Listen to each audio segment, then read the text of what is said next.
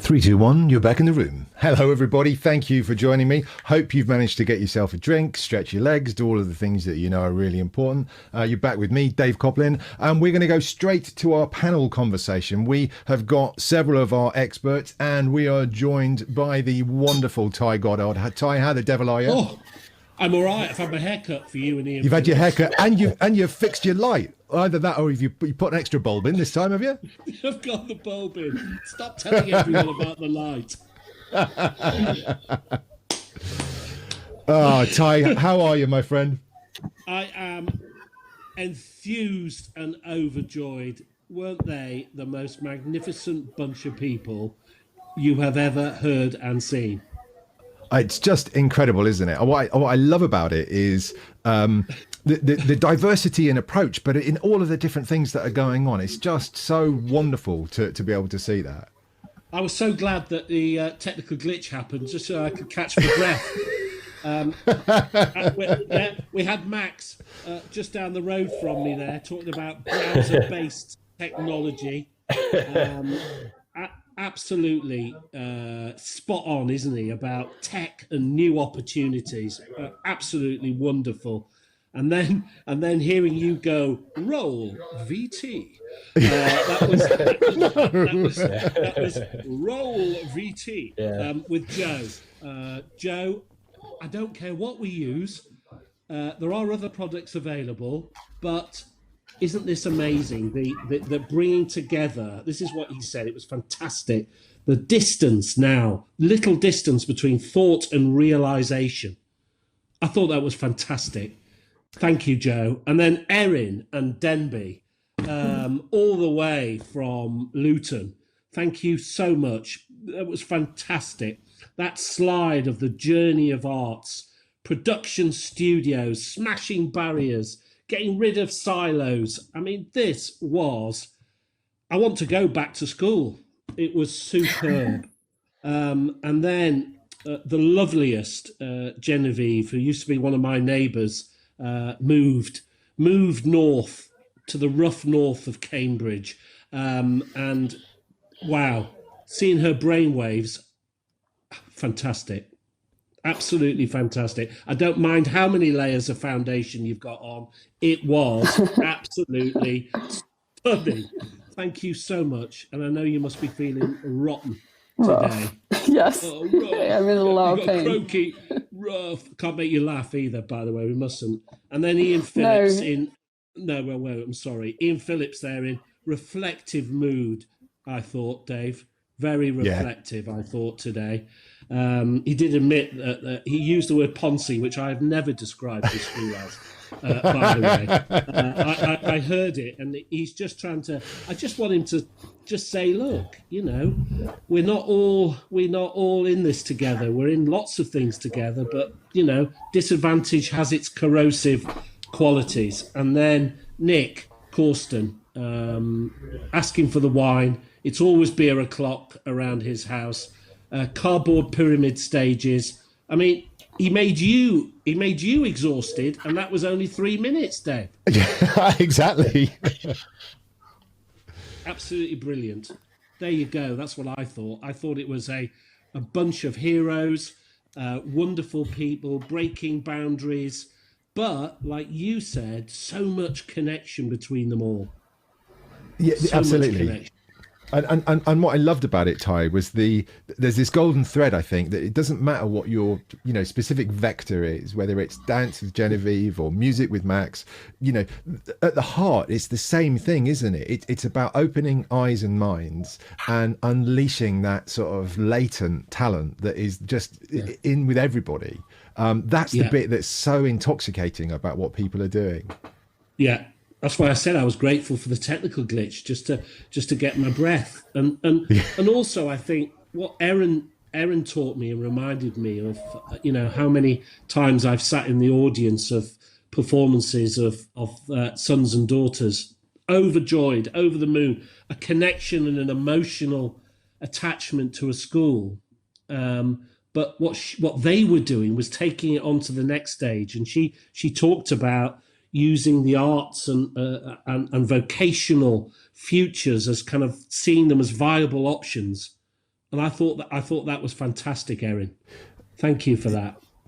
Yeah, and I like that as well, Ty, because and look, I know there's a lot of philosophies about education, but for me, it's this whole thing about, education is about helping people to be able to thrive in their adult life, and as adults as much as from kids in that transition, but connecting it to vocation is so important, so people can understand that there is more to this, and going on, more importance to this. And one of the things we didn't get into, maybe we'll get into it now, Ty, is, I'm convinced that the big employers of the future, and even if they're small companies, but the kind of skills that we're going to need, will be awash with the sort of the boring, cold, programmatic, repeatable patterns of, sort of certain industries and certain sort of academic studies. But what there'll be a dearth of is the creatives, the people who can look at unique and novel problems and think of unique and novel solutions for them. That's the opportunity that I think we're talking about here, and that's what we're trying to build for everybody, as to how do we build that creativity at the heart of everybody's education. I think that's spot on. And just this final thing for me, and it's a little bit of treasure for Max. It's for you, Max. Okay. Beautiful thing that was on Twitter, and it sums up everything, I think, today that you're all about. Music education is music education. It's also emotional education. It's also social education. It's also health and well-being education. It's also empathy education. It's also commitment education. Music education is an education our children simply cannot afford to be without. And I thought that seemed to sum up all of our discussions. And I remember hearing you at the EdTech Summit last year, Max. That's about it, isn't it, in terms of your mission and vision in life? Yeah, I mean, I think there's something interesting in that, actually. That one thing I'm seeing at the moment, I think, and it is linked to data and all of the kind of change going on with technology, but I think there's a bit of a shift in terms of, I think it's always been this idea that we're going to create music to create a product, and I've always been very much a kind of looking for a record deal, trying to release a record, trying to tour the record, sell the record. And obviously down the years that's changed. Led Zeppelin sold a load of albums, so suddenly singles weren't important. It was all about albums, and then CDs changed. And, the business model has changed down the years. But I think what's happening now with unlimited digital reproduction and with streaming platforms which are kind of disconnected from returns for artists, we're entering this whole new era where I'm seeing a shift towards music and a kind of well-being model, where I think young people are smart. I don't think young people necessarily expect to make a living from music now. I think they can see the writing on the wall in terms of what's going on. But what I'm seeing happening is that they do recognize the value in terms of their own well-being and in terms of how creating music makes you feel. And I've definitely seen that as an artist, that I think the reason I've kind of persevered and still put out records, still tour, still do all of that stuff is because I love making music. I think it's harder to be a creative these days unless you love the process. You love the actual process of what you do. And I think young people are way more savvy than we give them credit for. So that, that shift towards the benefit it can have emotionally, I think that's more and more and more important, the harder it is to make sense of it in terms of business. Do you think that's right, though, Max? Sorry, not do you think that's right? I think that the bit that I'm frightened by what you've said is the fact that we can't make this sustainable. I worry about this for artists in general. Richie, we talked about Richie a lot today, and one of the challenge he's had as a successful sort of band, getting played, actually to do it in such a way that you can make a living. And I'm not talking Led Zeppelin kind of living. I'm talking about doing this well enough so that we can afford to continue to do what we love. We're quite good at it and make money. It just doesn't seem to be possible. Do you think that's right, that we live in that world, or should we do something about that? Well, it's interesting, actually. So one of my big projects at the moment, at VIP with Charanga, we've just launched a partnership with Youth Music. So that's one of the big projects I've been working on during lockdown. So we've got 50 community organisations on board now using VIP to basically offer free music making access to all their young people. And the idea is to offer online music making access to vulnerable young people during the lockdown. And it's an extension of what we've been doing doing a similar thing in secondary schools. You know, all of the kids in the school get access to online music making, and it means if they can't afford Logic, they can't afford a Mac, they can still make music online, and it doesn't cost them anything. That's the model of what we're doing, and it ties into what Genevieve actually was saying about something for the whole world and not just those who can afford it. I think that's the kind of the ethos is it's something where everyone can get involved. And what's interesting is that as we're getting more and more engagement and more young people creating music, I'm now starting to think a lot more about the outcomes. And we're actually about to launch a partnership with Bandcamp. And I think what Bandcamp are doing is really interesting because it's a direct challenge to the streaming model. And I think we have to be a bit more vocal and a bit more open about the fact. Well, I mean, as an artist, I've had probably 10, 11 million streams on Spotify. And it's been good for me as an artist. It's helped me in terms of touring the planet. But in terms of revenue generated by those, it's not a lot of money. That would have been a life-changing amount of money, you know, even 15 years ago. Whereas now, it's really not. And I think Bandcamp offers an interesting alternative to that. And I think we need to be talking about this stuff. I think we need to be slightly more open about, well, actually, I think creativity sometimes might be creativity in terms of the business model, in terms of what are we actually suggesting young people do? Like, you know, okay, this is what everybody else is doing. Do you have to do that? And I think we've got the ability, especially with digital platforms, to build a whole new infrastructure. And that's what I'm interested in, is building an alternative music industry infrastructure for young people. I love that. And I think that's been my biggest frustration in all of this is, you know, for me, technology, digital technology specifically, is supposed to be this great democratizing force. So it makes all of these, you know, who'd have thought that we could be sat here, you know, connecting people from around the country or around the world, delivering it out to a platform where anybody around the world could watch it, and we can do it for a relatively small investment. Same for music, all that stuff.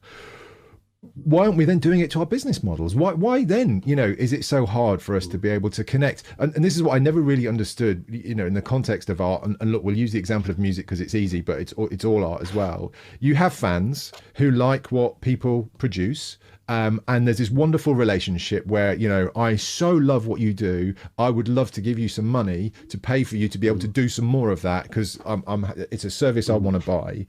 And it just seems to be so simple. Why could we not deliver a world where we could make that direct connection? Why does it have to get so complicated? And what do we need to do? And then maybe, Max, this is your point. What do we need to do to finally break free of those old business models? Yeah. Well, I think we've got to educate young people, I think, about these issues. And I think because it's becoming easier and easier to make music, to make art, digital art, it's become easier to distribute it. There's zero cost of distribution now in terms of manufacturing, where you can instantly manufacture infinite copies of your music across a global distribution network. That's incredible. And young people know how to access that. What they don't know is how to actually look at that in terms of a sustainable career. Yeah. And I think for me, it's what Genevieve was saying. For the first thing is the access. If they don't have access to the tools, it's not relevant. But now I'm starting to create a platform where they do have access. And I'm talking about lots of young people who've traditionally been disenfranchised. Now that I've got an audience who have, now I'm getting to the really interesting stuff, which is the ethics.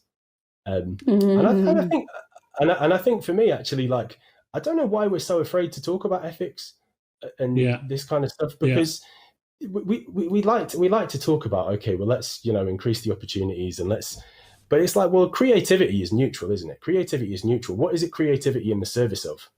You know, you can be creative for an evil cause. And for me, I'm interested in harnessing creativity and doing something positive with it. And I think I'm quite interested in old-fashioned philosophy and ethics. And I think that's actually what's lacking. Genevieve, I wonder.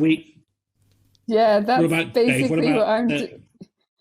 Tell us more, because you mentioned data ethics, Genevieve. Yeah, so like what Max was saying, and actually probably linked to straight into Erin's work and all of that. It's not just GDPR and copyright, but it's actually the power behind all of your ownership of your own data. If you think about how students access everything, you know, we fingerprint this, we fingerprint that, it's facial recognition. We don't really, you know, and we don't really have them for that. So by kind of dancing so performing data ethics the way that we do it with biometric data, you can actually see and you can solidify your own, and you go, okay, well, if this is my brainwave, what are you going to do? Is this eventually going to be the map that I can use to get into university? If that's the case, that's going to be some really scary stuff. Or is it going to be that I can look at it and create some beautiful pieces of amazing, quite technical as well. I mean, some of it's quite difficult to code. And then sometimes it isn't. It depends on what platform you're using. So there's that whole granularity of, the kind of exploring these really difficult and complex areas of ethics and legality through creative and technical processes. And as you were saying earlier about it's about just knowing how to work under the hood. It is just a tool. It's a tool to do really cool stuff. So like, and with the music, one of the things I was saying to my digital media students, the ones that are interested in music, is like game music. I mean, it's beautiful, and some really beautiful music. And you can do that in the same way as, they're using, Unreal Engine to code, to create the stuff in Mandalorian, and you can download that on your computer. It might melt your actual computer, but you can do it yourself. So this, I know, God, my poor little baby was like, oh my God, I could barely get anything to run. It was funny. I wanted, Erin, if we could just bring you in here, because this whole sort of conversation around ethics, and Max, you also talked about philosophy, which made my ears prick up as well. Have you thought about those things in the work that you're doing, Erin? Yeah, absolutely. And I think, so what we've done, obviously, in terms of our subjects and this kind of holistic approach to the arts, is really considered in our schemes of learning, where we give the opportunity for thoughtful discussion on all sorts of things. So it's not just about the past, it's about forward thinking, and it's about the future. Again, to reinforce the point about upskilling teachers, you can't teach what you don't have an understanding of. So there has to be a level of exposure to these technologies. There has to be an opportunity for staff to say, actually, I need help with this. I don't know about this particular software or this particular platform, but the children are asking me, and they do ask because they do know, as you talked about it, they are those inquisitive learners. I wanted to go back to the point that Ty made about students and coming to school and this particular, the value of a music education.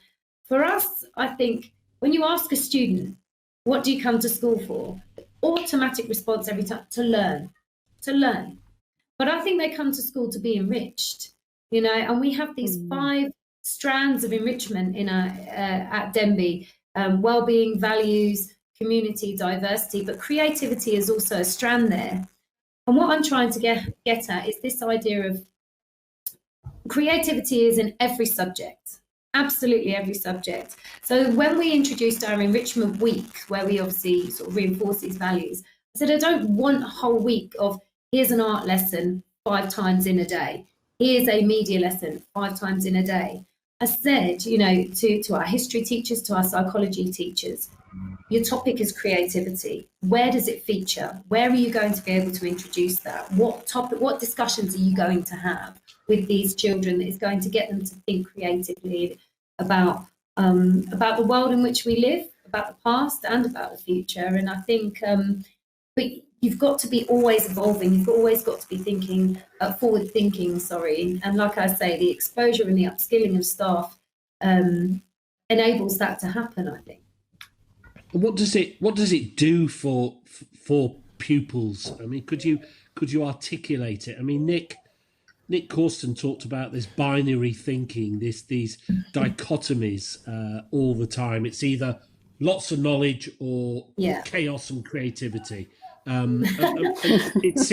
It seemed to me that what you were articulating in your Key Stage 3 production studies, your map that you shared us, that slide, was that this was about holistic education. This was about whole human beings. This was about morale, motivation, character. It's absolutely about character, and I think Max made a really valid point when he talked about the value of well-being. You know, working in a school, and you will hear about it, but working in a school and seeing it and feeling it when you're talking about the well-being of young children at the moment, and in particular in our current circumstances, creativity is the outlet. And regardless of platform, creativity is the outlet to improve well-being. It really, really is. Whether that is, you know, as Dave said, whether that's a computer, whether that is a canvas, whether that is a dance studio, whatever that is, the creativity is the outlet to improve well-being. It really is. And happy learners are better learners. There's no doubt about it. When the cognitive bandwidth isn't so full of the pressure of a lockdown and isn't so maxed out with exam pressure and stress, you know, creativity flourishes. And we have to make sure that we prioritize that for our young people. We also need to think about, sorry, I was just saying, we also need to think about the teachers. Yes. So, you know, you're talking about that's a lot of, we forget about the bandwidth and our, you know, our sort of mental health bucket, I like to call it. You know, we need some time, we need our own outlets so it doesn't overflow. So it's really difficult to actually give you teachers. I mean, I remember you barely have a minute to, you know, you don't go to the bathroom, do you? It's like, you know, you messaging your colleagues to come down just so you could go to the bathroom. But and you know, I know, I know, but you know that's where the you know, the kind of understanding I have of teaching in a large secondary school to now teaching in a university, and there's a massive difference. What time for the loo? Yeah, you definitely have time to the loo, but also it's interesting in terms of, this is where I can actually build all of those resources and give the teachers space to actually, you know, explore these areas. So that's a kind of real privilege for somebody doing a PhD in education, that we should be offering this. But it's interesting you say that, because actually I think in terms of like creativity in tech, that's one of the big things that I'm interested in, is that, so obviously like making sort of e-learning resources is a big part of what I do. And the whole purpose in my head of what I'm doing is to free up teachers so they can be more creative. So that the purpose of my is to say, right, so as an example, like take an example in a Key Stage 3 classroom, the thing with VIP is students can all log in, and if you've got one student who wants to do pop music, one student who wants to do UK rap beats, and one student who wants to do dubstep, as a traditional teacher, I couldn't teach all those things simultaneously. And it meant that I had really divided attention, and it was really difficult. Whereas with resources that they can log in and do independent learning and kind of self-directed learning, they can be working on different things. And then as a teacher, you can be free to make creative suggestions and have conversations. And what's really interesting, you know, you're saying about the need for teachers to be creative.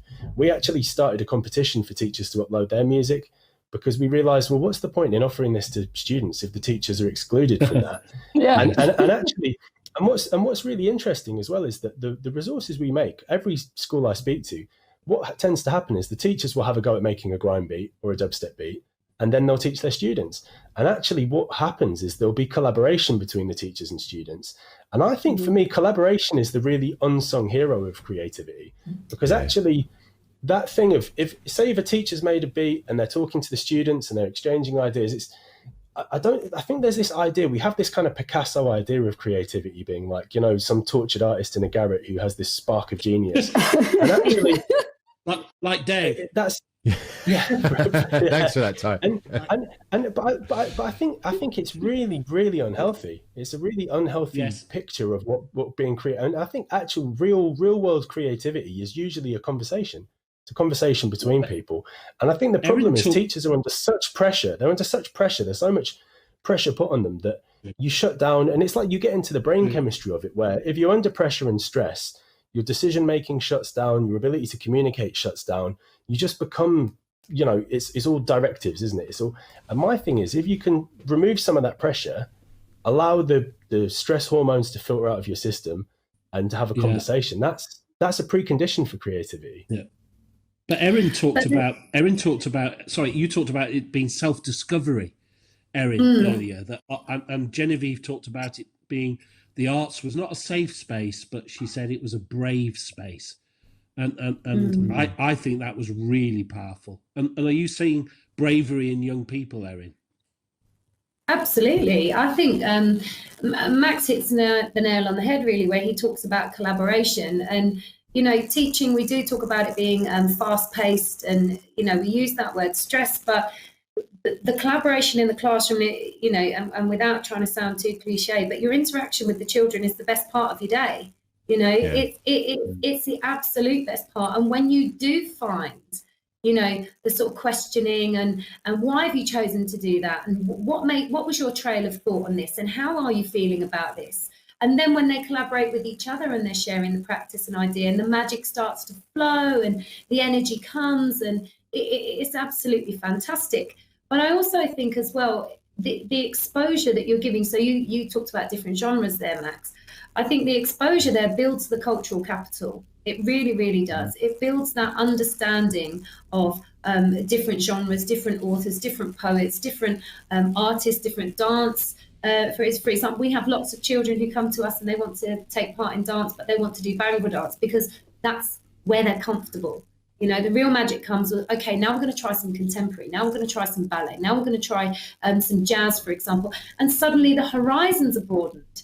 And they start to challenge and think, well, what I thought I knew about myself, actually I'm moving in a different direction. And it's that that creativity gives to our young people. And in terms of bravery, that sort of exploration and, again, self-discovery is just absolutely invaluable. And the knock-on effect of that comes with the parents. You know, the parents then, we're involving them.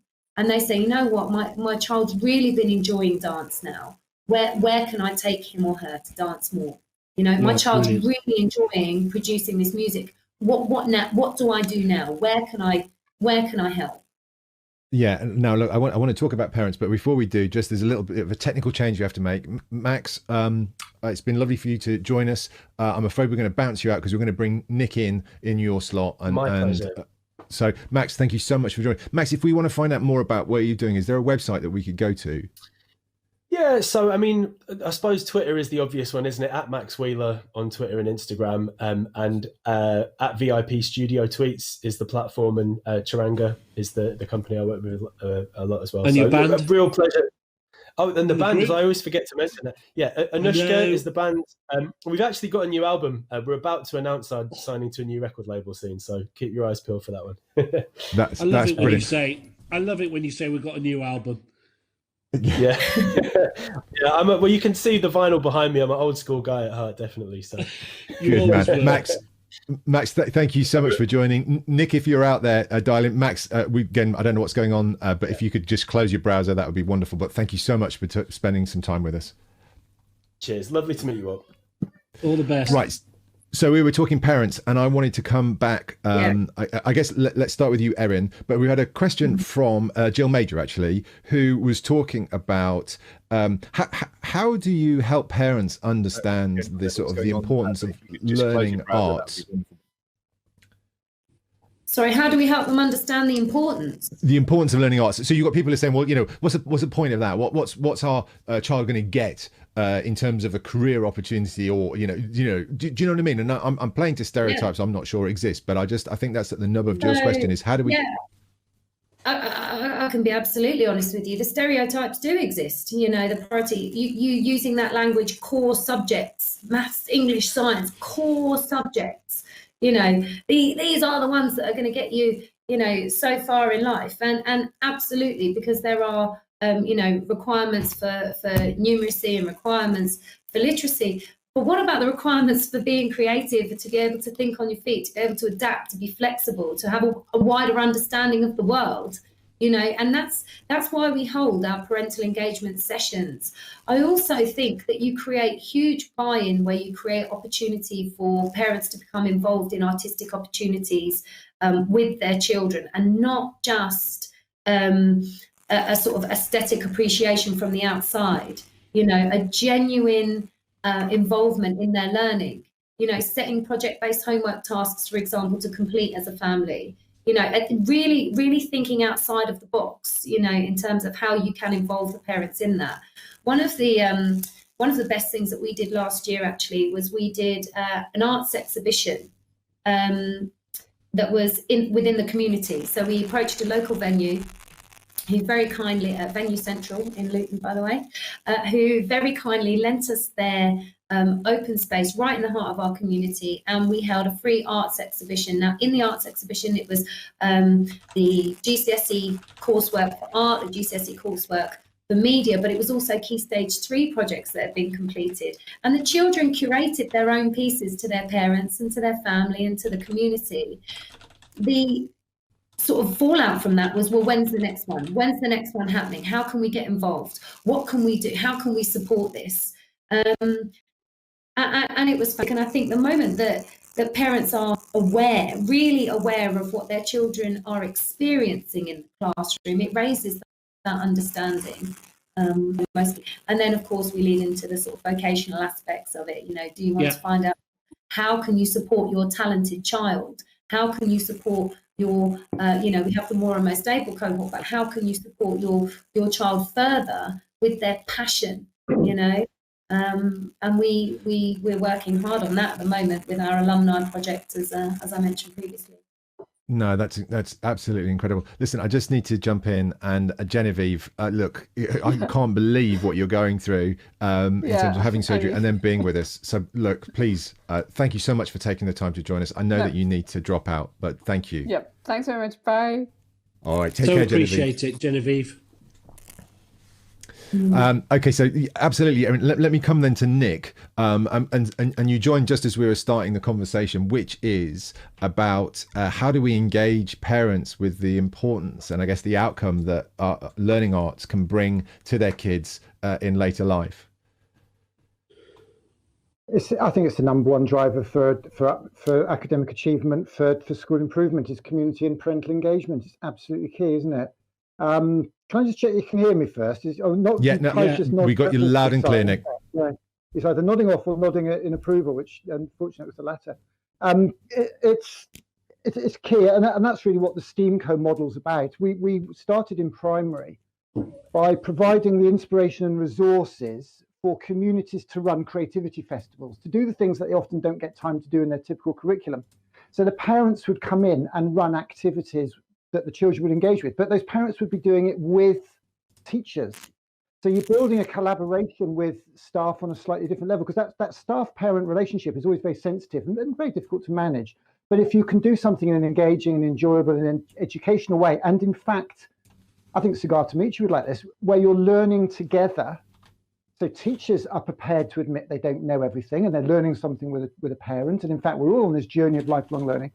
So for me, that's absolutely key. And another magic ingredient we're very keen to build on, we wanted to do this several years ago and hopefully get the funding in the next year, is to build activity packs developed by famous creative people. Because let's face it, kids are obsessed with celebrity. And kids don't care who somebody is, as long as they're assured that they've been on the telly or YouTube, then they're famous in their eyes. And I remember holding up a remote control car, actually, which is over there, and a child at the front said, "Oh, that's that car that's on the PowerPoint there. That's a famous car, because it's actually on the PowerPoint you were showing."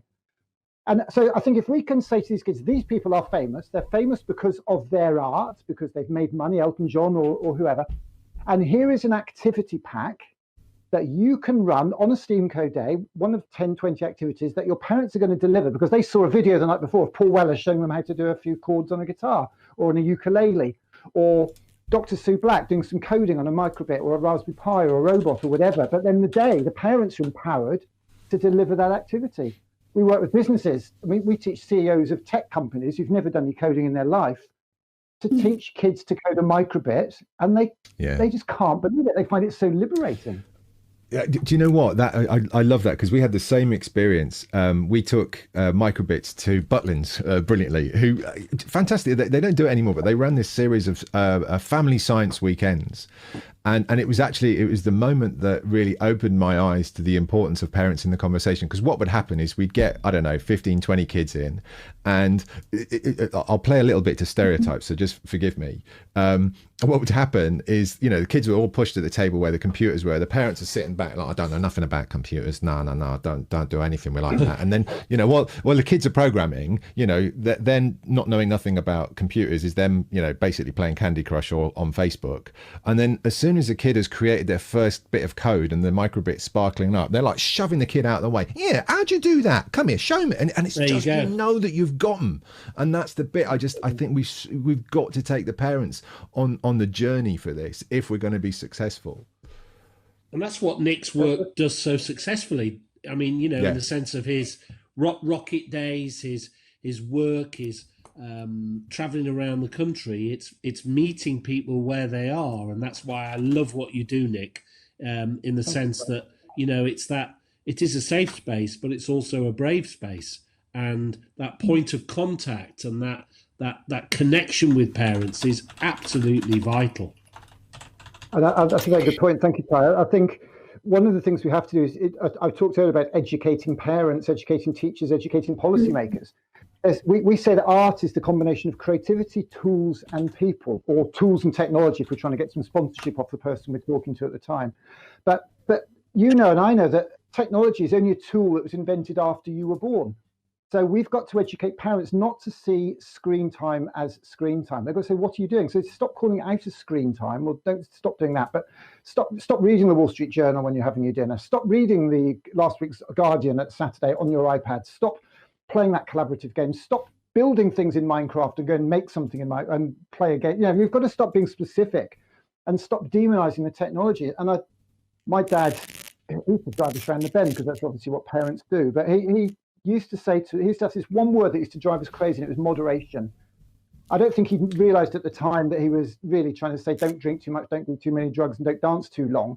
But what he was really saying was everything in life in moderation. So if you're going to go on Minecraft, play a bit, develop a bit, I show kids a picture. I say to kids, people who develop games didn't sit around playing games all the time or watching other people playing them.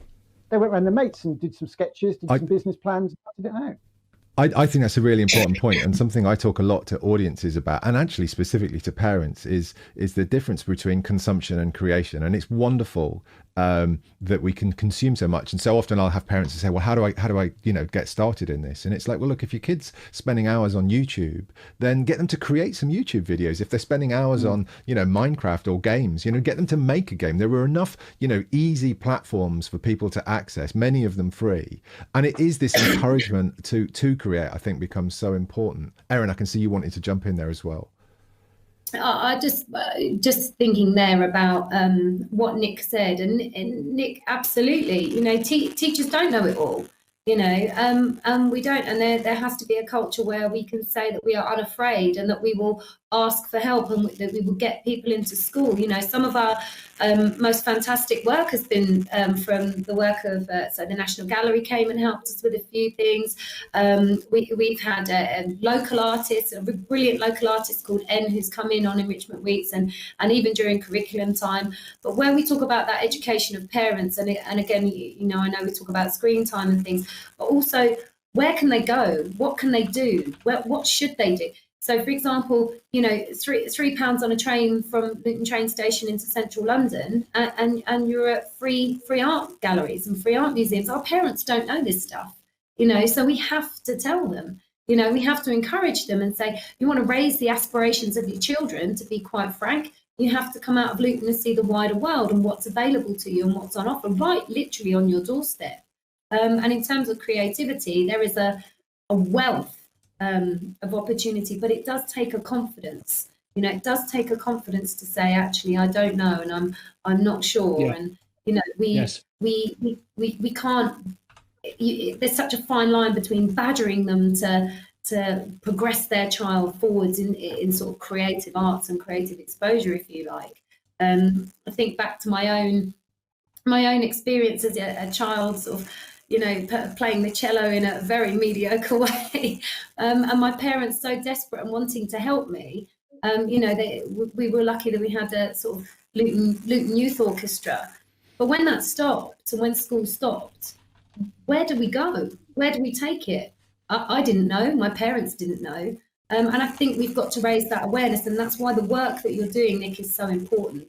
I also think that we have to reinforce how important it is that that takes place in the foundation stages and in the formative years of a child's development, for example, for them to really value the arts and ensure that those stereotypes are not formed. I think that we have to embed it early and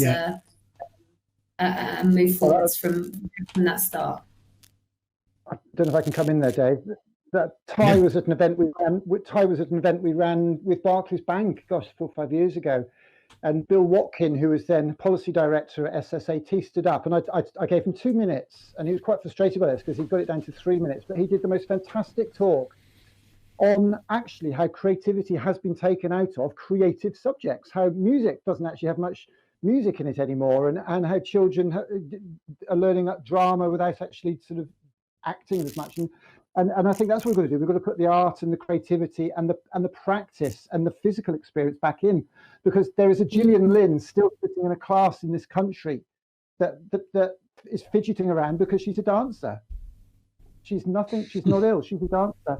And I think the problem we have with educator projects like TIES and education foundations like this is we only sort of hear from great people like you, Erin, because the worst thing a head teacher ever said to me was, after my son had started at their school, actually, I'm not going to name it, it's not there now. He said, I work 60, 70 hours a day. Nobody can teach me anything. I don't go to any conferences. I'm here at 6 in the morning. I'm here till 11 at night. And I expect my SLT to be the same. He had a deputy head who had a 6-hour commute on a Sunday and a Friday night, didn't see his own family. We have to model the behavior, the practice, the values. You've mentioned values. I think family and humanity has to be at the heart of your values wheel, I'd have thought. And simple stuff. So great to hear from you as well, Erin. There you go. Well put, Nick. Ian, hello. Well, all right, mate. Hello. I feel the same, and that's why I was really excited when Emma Darcy suggested that Erin could come and talk on this festival and fireside chat, because I think what you're doing is, it's not just looking at creative arts, and that's why Jill Major perhaps misunderstood what we're doing here.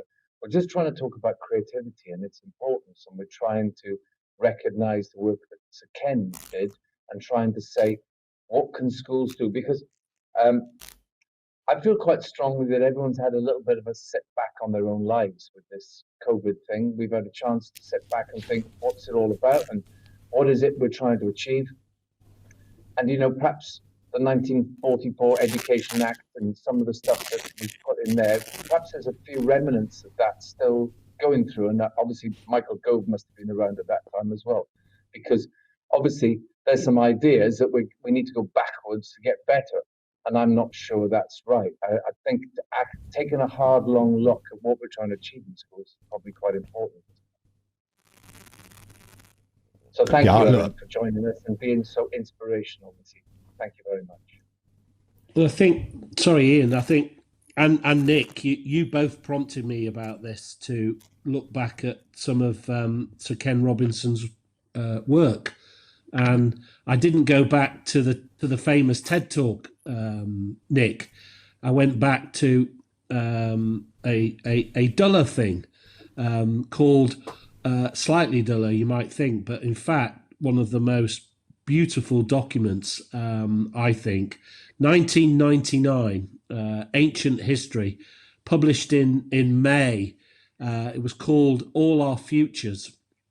And my gosh, to reread that, Nick, with your work in my mind, and to reread it with Erin's work in my mind, and you, Ian, as well, and you, Dave, in terms of what he and a very interesting panel of people that he gathered, what he actually thought about in terms of creativity, the arts, the space, as you said, Nick, the space to reflect, to think, to go on that journey of self-discovery. I mean, some of the quotes were absolutely amazing.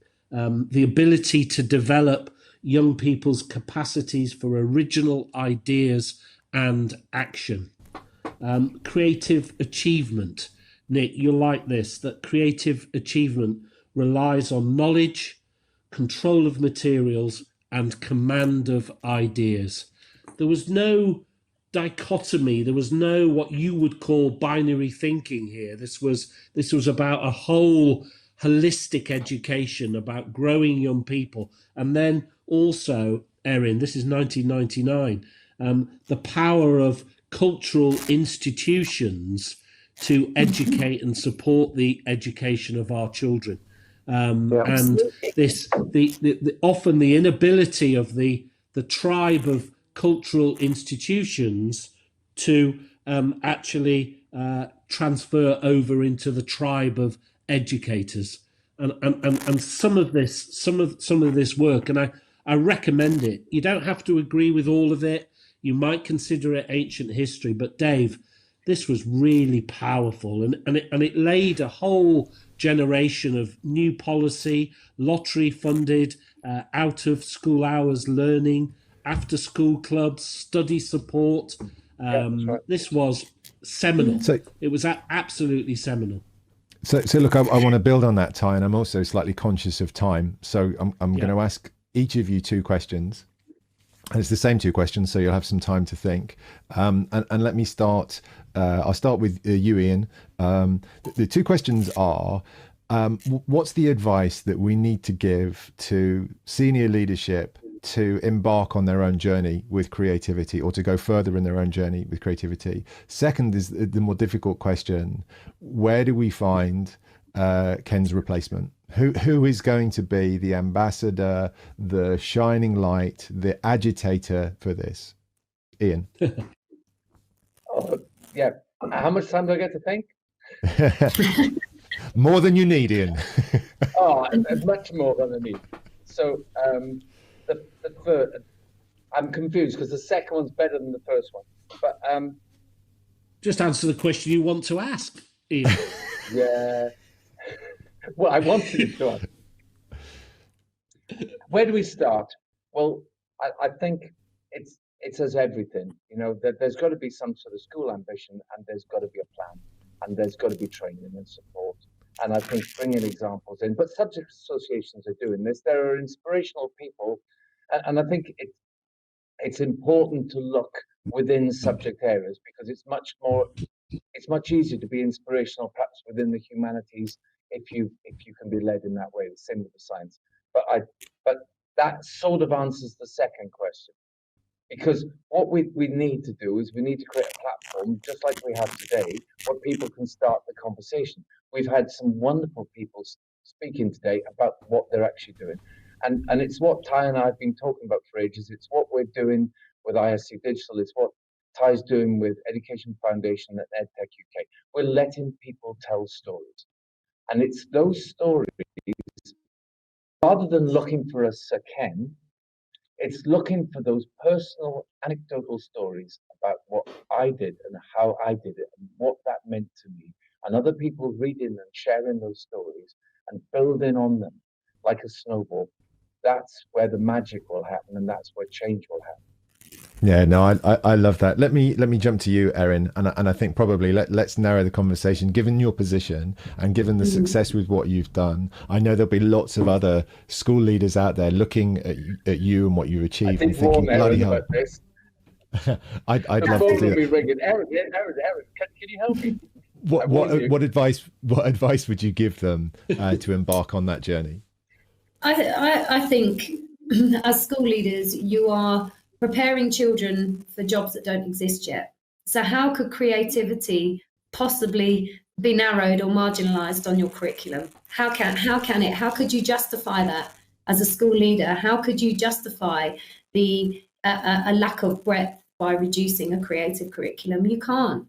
These jobs that are going to be innovative and absolutely vital to the development of mankind must feature creativity. And how you do that is down to you as senior leaders to use the resources available to you, absolutely maximize the potential of that, use technology that is available to you, and help the children to recognize where those creative opportunities are taking place across the curriculum.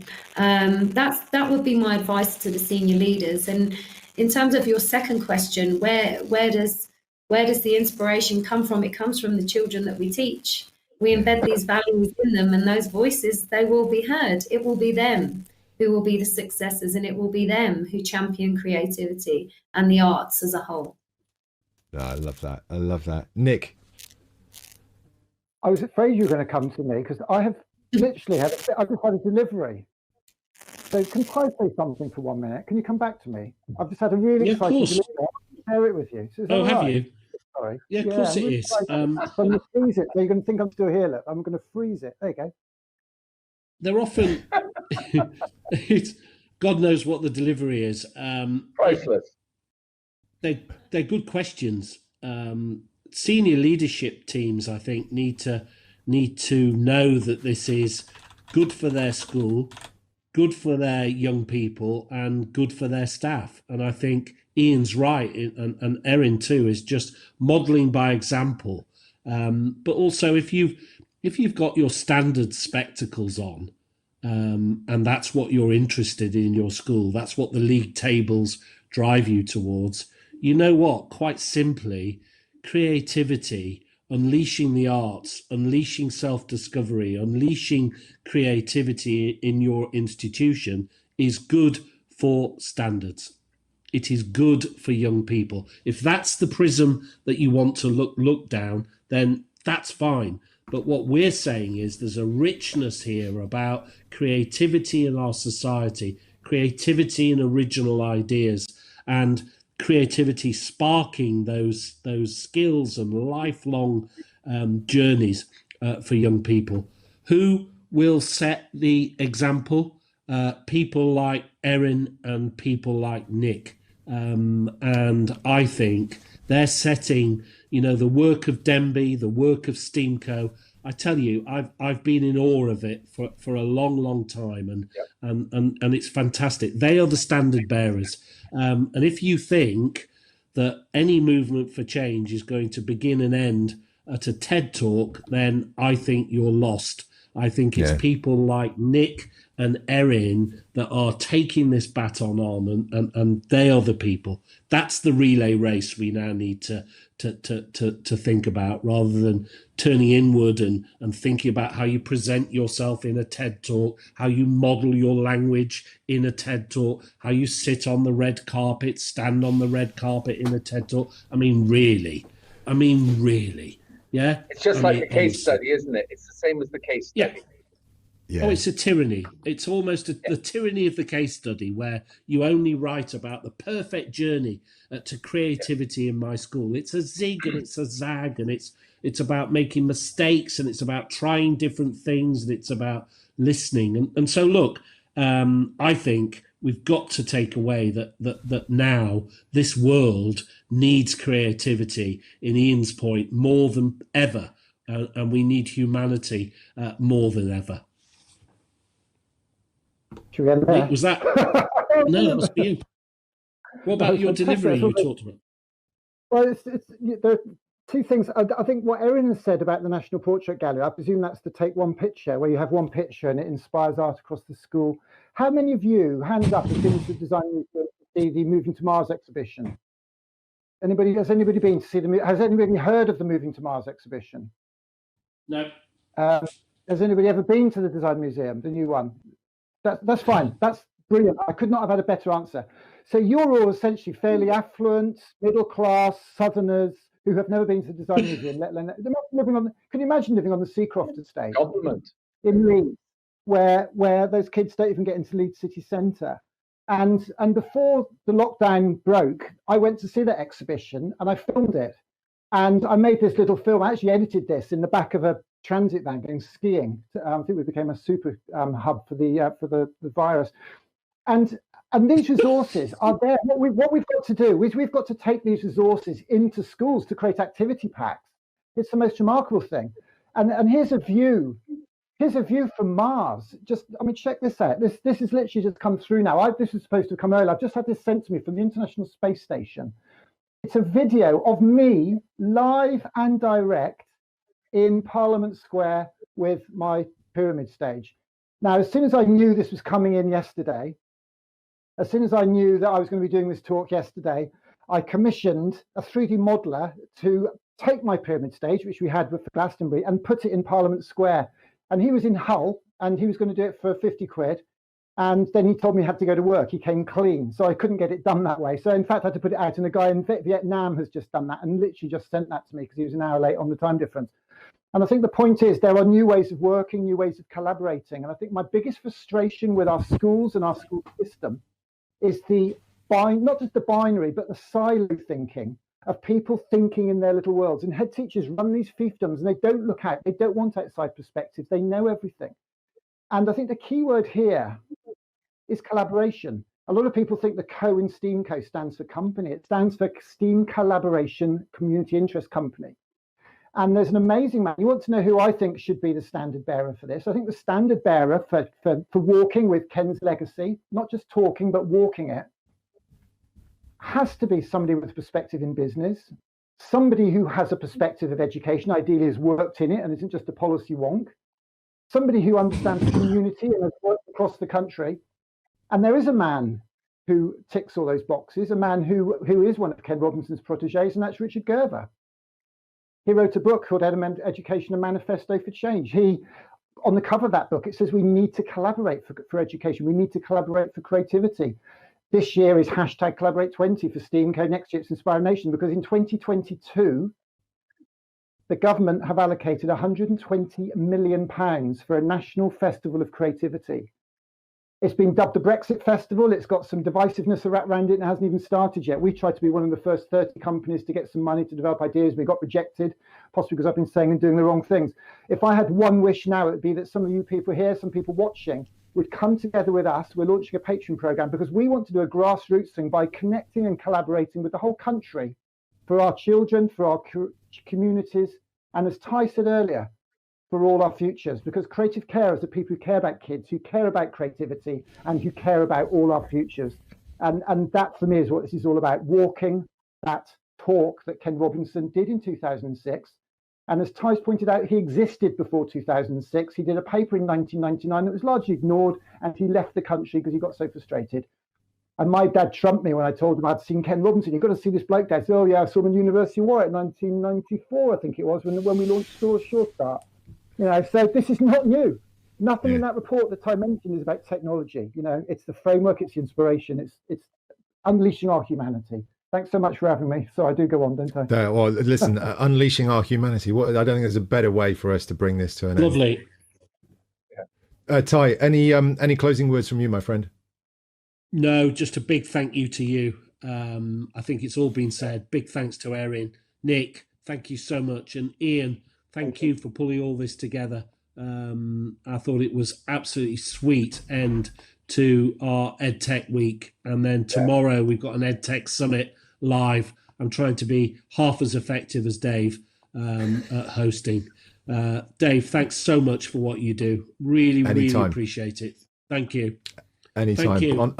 On that note, thank you all of you for joining us. Thank you for spending the time with us. Thanks to Ian, Ty, Erin, Nick, Max, Joe, Genevieve. It's just been wonderful to have you with us. Keep the comments coming.